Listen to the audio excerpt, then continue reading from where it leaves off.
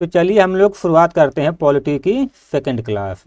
Notes के लिए आप लोग टेलीग्राम चैनल ज्वाइन कर लीजिए, उसका लिंक मैंने नीचे डिस्क्रिप्शन में दिया हुआ है। तो कल से आप लोग को डेली 2 से 3 क्लासेज इस चैनल पर मिल जाएंगी। आप लोग थोड़ा सा चैनल को लाइक, सब्सक्राइब और शेयर कर सकते हैं, ठीक है। तो जैसा कि मैंने बताया है कि आप लोग किसी भी एग्जाम की तैयारी कर रहे हो, यूपी ट्रिपल एससी हो या बीडीओ हो, यूपीएसआई हो, एनटीपीसी हो, एसएससी, अगर आप लोग को जीके और जीएस पढ़ना है तो आप लोग मुझसे पढ़ सकते हैं। मैं आप लोग की कंप्लीट जीके की तैयारी करवा दूंगा और नोट्स भी फ्री में हाथ से लिखा हुआ टेलीग्राम चैनल पर दे दूंगा, ठीक है। तो चलिए हम लोग शुरुआत करते हैं क्लास की। तो आज का जो टॉपिक है वो है संविधान सभा एवं संविधान निर्माण प्रक्रिया, ठीक है। तो चलिए हम लोग शुरू करते हैं।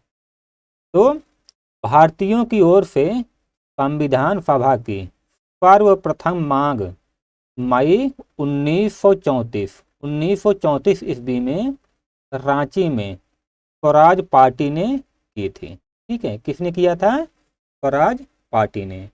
और वर्ष 1934 में ही संविधान सभा के गठन का विचार एमएन रॉय ने दिया था। अगर पार्टी के बारे में पूछे तो स्वराज पार्टी, व्यक्ति के बारे में पूछे तो एमएन रॉय, ठीक है। भारतीय राष्ट्रीय कांग्रेस ने संविधान निर्माण के लिए 1934 में पटना में संविधान सभा की मांग की, जिसकी पुष्टि कांग्रेस के 1936 के फैजपुर अधिवेशन में की गई। इस पॉइंट को आप लोग याद कर लीजिएगा, बहुत इंपॉर्टेंट है, ठीक है। 1936 का फैजपुर अधिवेशन। एक निर्वाचित संविधान सभा द्वारा भारत के संविधान का निर्माण करने का प्रस्ताव सर्वप्रथम 1942 में क्रिप्स मिशन द्वारा किया गया था, ठीक है। क्रिप्स मिशन द्वारा किया गया था। कैबिनेट मिशन योजना 1946। तो एक सवाल ये आ सकता है कि कैबिनेट मिशन योजना कब स्टार्ट हुई थी? तो 1946 में। इसके द्वारा भारतीय संविधान सभा का प्रातिनिधिक निर्वाचन के आधार पर गठन किया गया था।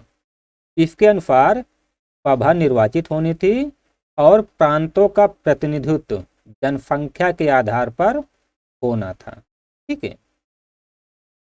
प्रति 10 लाख पर एक प्रतिनिधि के निर्वाचन की व्यवस्था की गई थी। और सभा की कुल सदस्य संख्या कितनी थी? 389, ठीक है। संविधान सभा की कुल सदस्य संख्या 389 थी। 389 में से 292 ब्रिटिश प्रांतों के प्रतिनिधि थे और 4 जो है चीफ कमिश्नर क्षेत्रों के प्रतिनिधि थे। लेकिन कभी कभार सवाल में इन दोनों को मिला के पूछ लिया जाता है और कहा जाता है कि ब्रिटिश प्रांतों के प्रतिनिधि कितने थे। तो हम लोग 292 प्लस 4 कह देंगे, ठीक है। तो हो जाएगा 296। कभी कभार इन दोनों को जोड़ के सवाल पूछ लेता है। और 93 सदस्य देशी रियासतों के थे, ठीक है।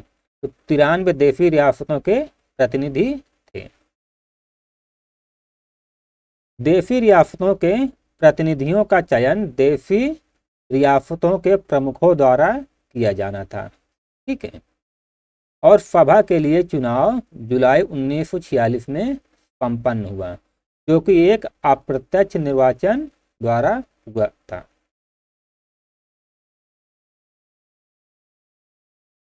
अब जो देशी रियासत के प्रतिनिधि थे उनका निर्वाचन तो उनके वहाँ के जो प्रमुख थे, रियासत के जो प्रमुख थे उनके द्वारा हो गया, ठीक है। बाकी बचा 296। इनका जो है जब चुनाव हुआ 296 पदों पर, तो कांग्रेस को उसमें से 208 सीटें मिली और मुस्लिम लीग को 73, और कुछ छोटे समूह थे और कुछ स्वतंत्र सदस्य थे, उनको 15 सीटें मिली। प्रांतों की विधान सभाओं का उपयोग निर्वाचक मंडल के रूप में किया गया था, ठीक है। निर्वाचन वयस्क मताधिकार पर आधारित नहीं था, ठीक है। यानी ये जो 208, 73, 15 ये जो चुने गए थे संविधान सभा के सदस्य, इनका निर्वाचन जो है वहाँ की जनता ने नहीं किया था, बल्कि वहाँ की जो विधानसभा थी उसका उपयोग निर्वाचक मंडल के रूप में किया गया था। ठीक है, तो डायरेक्ट जनता के द्वारा मतदान नहीं किया गया था। 1935 के अधिनियम के अनुसार मताधिकार कर, शिक्षा एवं संपत्ति के आधार पर सीमित था। ठीक है, उस टाइम पर वही लोग मताधिकार का प्रयोग कर सकते थे जो टैक्स देते थे, जिनके पास अच्छी खासी नॉलेज थी या जिनके पास संपत्ति थी। 9 दिसंबर 1946 को संविधान सभा की पहली बैठक नई दिल्ली स्थित काउंसिल चैम्बर के पुस्तकालय भवन में हुई और इनमें कुल भाग लेने वाले सदस्य कितने थे? 207, और इनमें से 9 महिलाएं थी। ठीक है, 207 सदस्यों ने भाग लिया था इसमें और उनमें से 9 महिलाएं थी पहली बैठक में। प्रथम बैठक की अध्यक्षता अस्थायी, ध्यान देना, अस्थायी अध्यक्ष डॉक्टर सच्चिदानंद सिन्हा ने की थी। मुस्लिम लीग ने इस बैठक का बहिष्कार किया और पाकिस्तान के लिए अलग संविधान सभा की मांग प्रारंभ कर दी। ठीक है, देखिए, हैदराबाद एक ऐसी देशी रियासत थी जिसके प्रतिनिधि संविधान सभा में सम्मिलित नहीं हुए थे। ठीक है, और 11 दिसंबर 1946 को डॉक्टर राजेंद्र प्रसाद को संविधान सभा का अस्थायी अध्यक्ष निर्वाचित कर लिया गया। संविधान सभा में ब्रिटिश प्रांतों के 296 प्रतिनिधियों का विभाजन जो है सांप्रदायिक आधार पर किया गया था, जिसमें से 213 सामान्य सीटें थी, 79 मुसलमानों के लिए थी और 4 सिखों के लिए थी। और सभा में अनुसूचित जनजातियों की सदस्य संख्या 37 थी और इनमें महिला सदस्यों की संख्या 15 थी, जिनका नाम मैं आप लोग को लास्ट में बताऊंगा। ठीक है, सभा की कार्यवाही 13 दिसंबर 1946 को पंडित नेहरू द्वारा पेश किए गए उद्देश्य प्रस्ताव के साथ प्रारंभ हुई। तो सवाल पूछ सकता है कि उद्देश्य प्रस्ताव कब प्रस्तुत किया गया था? 13 दिसंबर 1946, और यही उद्देश्य जो है बाद में जाके संविधान की प्रस्तावना बनी। 22 जनवरी 1947 को उद्देश्य प्रस्ताव संविधान सभा ने पारित किया। 13 दिसंबर 1946 को इसको जो है प्रस्तुत किया गया और 22 जनवरी 1947 को पारित किया गया।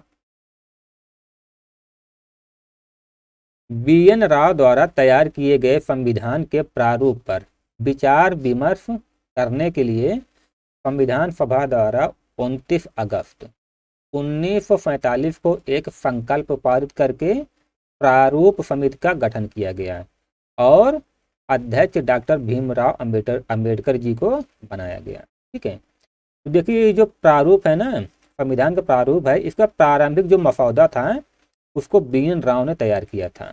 ठीक है, लेकिन मुख्य रूप से इसका प्रारूप का ये जो संविधान का प्रारूप था इसको निर्माण करने में डॉक्टर भीमराव का ही योगदान था। ठीक है, प्रारूप समिति में कुल मिलाकर 7 सदस्य थे।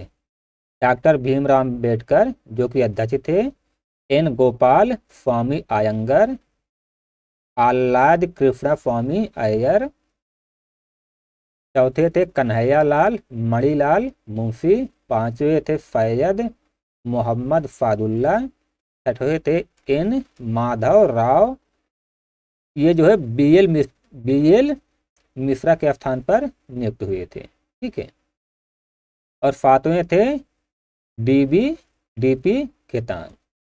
1948 में इनकी मृत्यु के बाद TT कृष्णाचारी को सदस्य बनाया गया।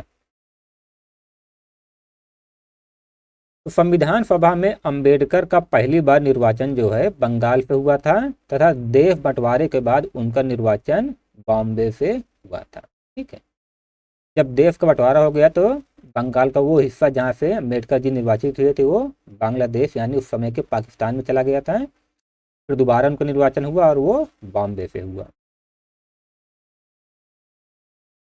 माउंटबेटन योजना 3 जून 1947 के तहत विभाजन के परिणाम स्वरूप पाकिस्तान के लिए एक पृथक संविधान सभा का गठन किया गया तथा मूल यानी भारतीय संविधान सभा के सदस्यों की संख्या घटकर 299 रह गई और 299 में भारतीय प्रांत के 229 प्रतिनिधि थे और रियासत के 70 प्रतिनिधि। भारतीय संविधान सभा के निर्माण और अंगीकृत होने तक में सभा को कुल 2 वर्ष 11 माह 18 दिन लगे थे, कहीं कहीं पर 17 दिन भी आ जाता है। इसके लिए कुल 11 अधिवेशन हुए थे जिनमें 165 दिन लगे थे और इनमें भी 114 दिन संविधान के प्रारूप पर ही विचार विमर्श किया गया था। ठीक है, 165 दिनों में 114 दिनों तक संविधान के प्रारूप पर ही विचार किया गया था। तो प्रारूप का मतलब होता है डिजाइन। तो डिजाइन का महत्व आप लोग समझ लीजिए कि 165 में से 114 दिन इसके डिजाइन पर ही बात की गई थी। ठीक है, खैर संविधान की भाषा में इसको ड्राफ्ट बोलते हैं। संविधान निर्माण कार्य में कुल खर्च हुआ था 63,96,729 रुपये। 11वें अधिवेशन के अंतिम दिन 26 नवंबर 1949 को संविधान को अंगीकृत किया गया था। इसको आप लोग याद कर लीजिए, इंपॉर्टेंट है।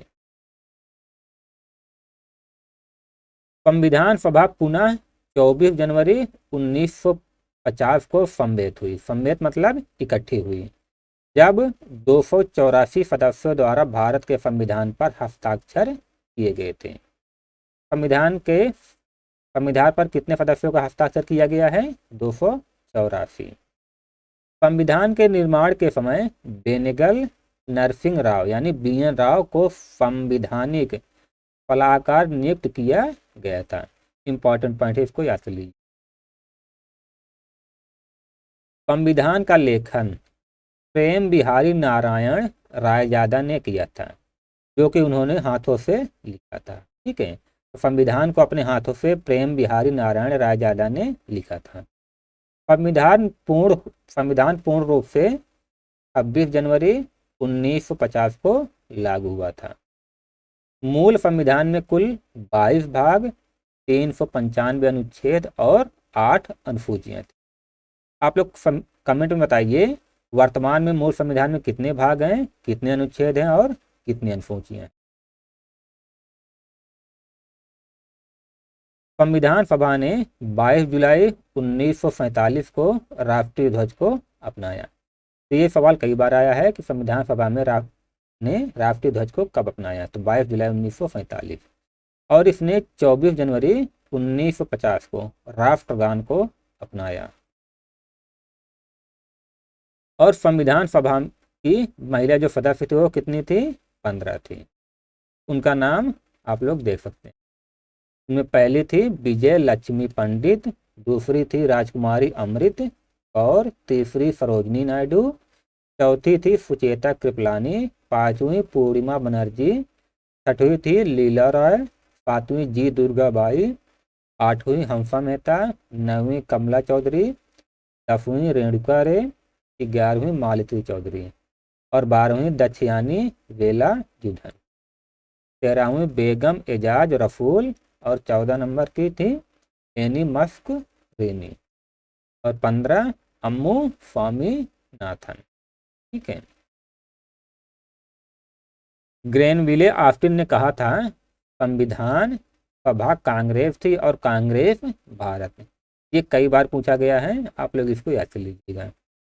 अंतरिम सरकार का गठन 2 सितंबर 1946 को किया गया था। इसमें मुस्लिम लीग के सदस्य शामिल नहीं हुए थे। ठीक है, तो 2 सितंबर 1946 को अंतरिम सरकार का गठन इसलिए किया गया था क्योंकि उस समय सरकार चुनी नहीं गई थी और जब तक संविधान बन नहीं जाता तब तक भारत का शासन चलाने के लिए इस सरकार का गठन किया गया था, जो कि निर्वाचित नहीं थी। ठीक है, तो अगर आप लोग को क्लास अच्छी लगी हो तो आप लोग लाइक और सब्सक्राइब कर सकते हैं और कमेंट में भी बता सकते हैं।